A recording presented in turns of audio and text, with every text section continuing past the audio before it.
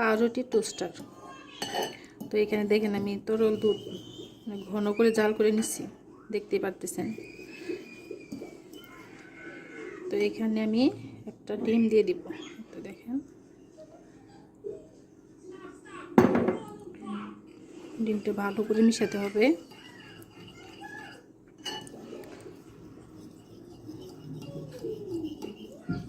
তো এখানে মেশানো হয়ে গেছে। তো এখানে দেখেন আমি যে চিনি পরিমাণটা একটু কমই দিবেন, কারণ পাউরুটির মধ্যে কিন্তু মিষ্টি থাকে। আমি যে দেখেন 3 টেবিল চামচ চিনি দিলাম। এটা ভালো করে মিশিয়ে নিতে হবে।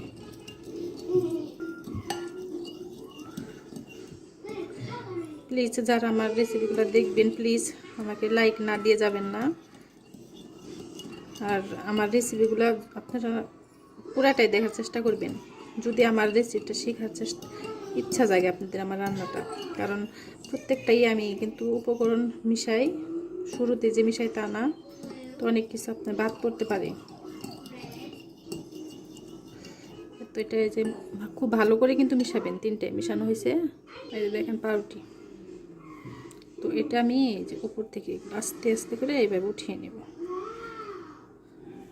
দেখেন এই পাউরুটি টোস্টারটা খুবই মজা লাগে খেতে, আপনারা বিকেলে নাচবো।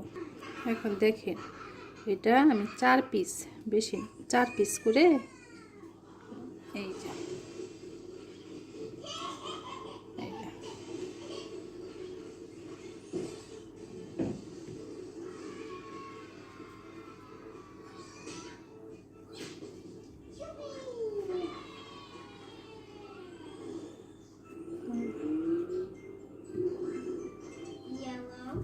আমি যেটুকু মিক্সড করছি তাতে আমার 3টা পাউরুটি লাগবে। পাউরুটির উপর এভাবে ঢেলে দিব।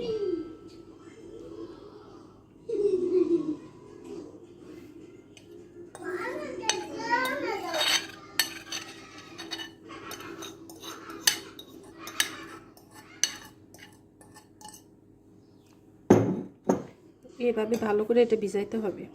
দেখেন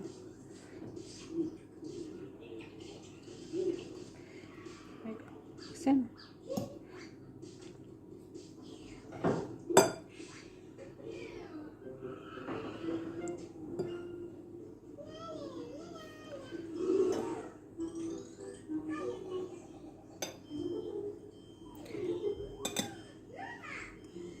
প্রত্যেকটার সাথে কিন্তু এইভাবে লাগিয়ে দিবেন। এই যে দেখছেন,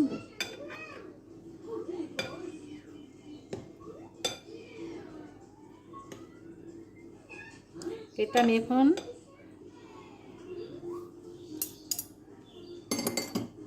এই বাটিতে ঢেকে রাখবো। আপনার 15 মিনিটের মতো ঢেকে রেখে দেব। তো এই যে দেখেন 15 মিনিট পরে আমি ফিরে আসছি। সবটুকু কিন্তু পাউরুটির মধ্যে এই করে নিয়েছে, শোষণ করে পাউরুটিটা কিন্তু ফুলে গেছে। আমি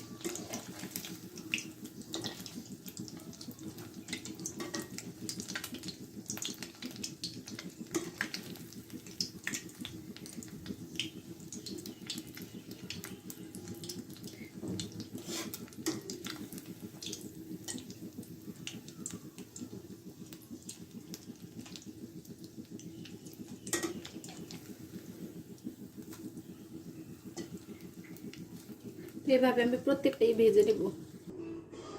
এই তোমার হয়ে গেছে, দেখেন পাউরুটির টোস্টার।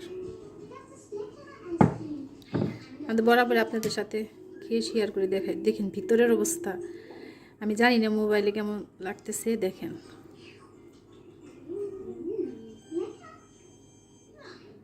তো আমি একটু খেয়ে দেখাই।